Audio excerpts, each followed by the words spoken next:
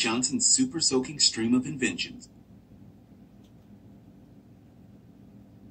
Every day brought a challenge for young Lonnie Johnson, the challenge of finding space for his stuff. 6 Johnson kids were squeezed into their parents' small house in Mobile, Alabama. Lonnie would have loved a workshop of his own, but there just wasn't room. There was nowhere to keep his rocket kits, bamboo shooters, rubber band guns, erector set, go-kart engine, bolts and screws and other spare parts his dad let him bring in from the shed, and various other things he'd hauled back from the junkyard. Lonnie loved building and creating. Ideas for inventions just kept on flowing. He learned how to make rockets from scratch. Kids at school gathered to watch Lonnie launch them, and he learned how to make rocket fuel. When it caught fire in the kitchen, Lonnie's mom didn't make him stop. She just sent him to work outside. Lonnie wanted to spend his life designing things, building things, and getting them to work. He wanted to be an engineer. However, Lonnie took an exam that said he would not make a very good one. His dream had been challenged. Lonnie was discouraged, but he knew that whoever had graded his test had met Linux.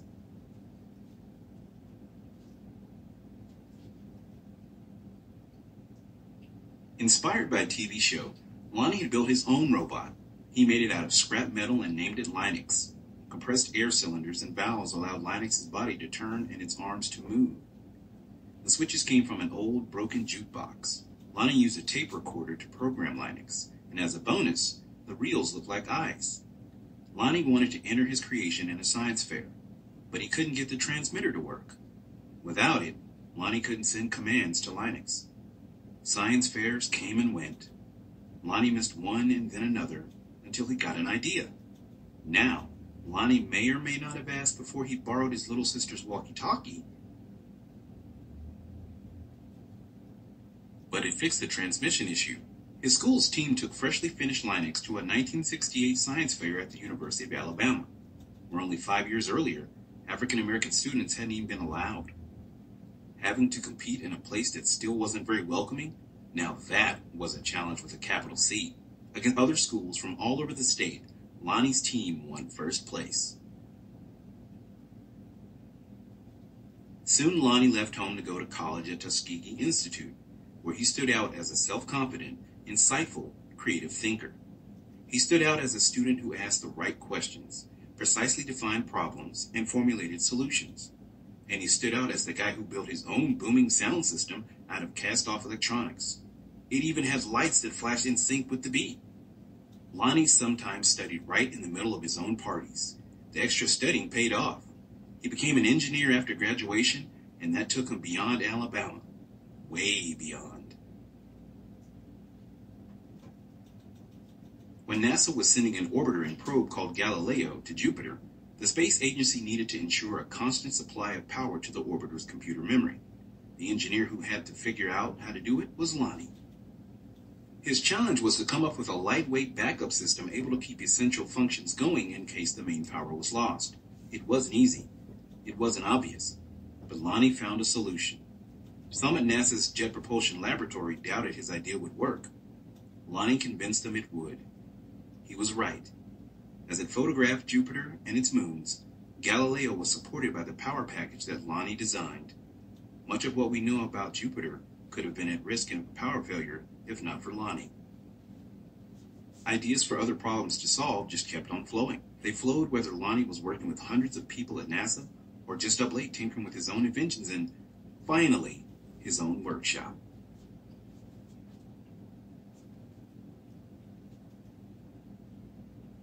Lonnie knew the world's millions of refrigerators and air conditioners needed a new cooling system, one that didn't use R12, a chemical that was bad for the environment. He had an idea for using water and air pressure instead. To test his idea, he made a pump and a nozzle, connected them to the bathroom faucet, turned on the faucet, turned on the pump, and then... Lonnie knew the world's millions of refrigerators and air conditioners needed a new cooling system, one that didn't use R12, a chemical that was bad for the environment. He had an idea for using water and air pressure instead. To test his idea, he made a pump and a nozzle, connected them to the bathroom faucet, turned on the faucet, turned on the pump, and then whoosh! The stream that blasted across the bathroom was so powerful it created a curtain-swirling breeze. It also gave Lonnie an idea for yet another invention. This, he thought, would make a great water gun. First, he had to find or make the parts, including a pump small enough for a child to handle. Then he had to glue the parts together into a prototype, an earlier version with room for improvement. Finally, Lonnie tested his strange-looking squirt gun at a picnic. "Does it really work?" a man asked. "Sure," Lonnie said. "Want to see?" Lonnie worked the pump, which squeezed air into a chamber. When he pulled the trigger, the air escaped, forcing water out with a whoosh. For a water battle to be a fair fight, there couldn't just be one of Lonnie's water guns. He needed help making more. So he went to toy company after toy company after toy company. No, no, no, no, no, no. Yes! The word no flowed again and again, but finally one company said yes.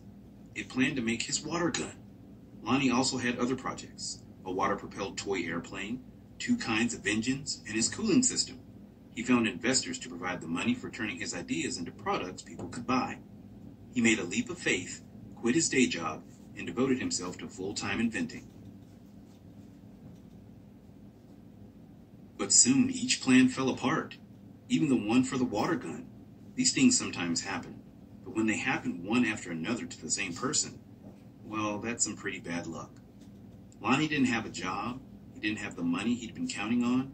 He and his family had to move out of their home and into a little apartment. He was angry and scared. But Lonnie had dealt with challenges all his life.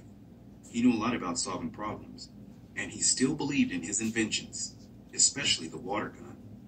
Lonnie went looking for another toy company.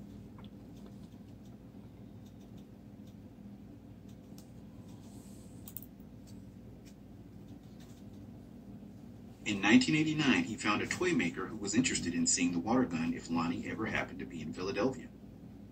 "But don't make a special trip," the guy said. Lonnie made a special trip.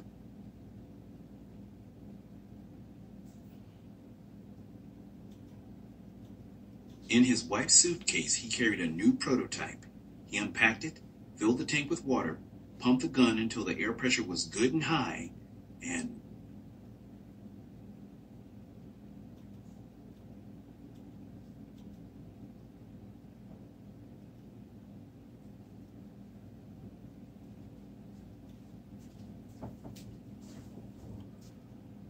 In his wife's suitcase, he carried a new prototype. He unpacked it, filled the tank with water, pumped the gun until the air pressure was good and high, and whoosh! Wow!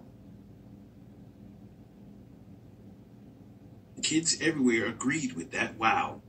Lonnie's water gun, called the Super Soaker, became a smash hit. In no time, there were Super Soakers in backyards and on beaches, in parks and on playgrounds. Each sale of a Super Soaker put a little money into Lonnie's pocket. All those hours, all those years that Lonnie spent in his workshop had paid off big time. Now he could afford to do just about anything he wanted. So what did Lonnie do? He got a bigger workshop, which is where you'll find him today. Because facing challenges, solving problems, and building things are what Lonnie Johnson loves to do, and his ideas just keep on flowing. Author's note: a Super Soaker uses a pump to compress the air found in its water reservoir, which puts pressure on the water. When the trigger is pulled, the pressurized water can escape and whoosh! If you search the internet for how Super Soakers work, you'll find a lot more about what goes on inside Lonnie Johnson's most famous invention.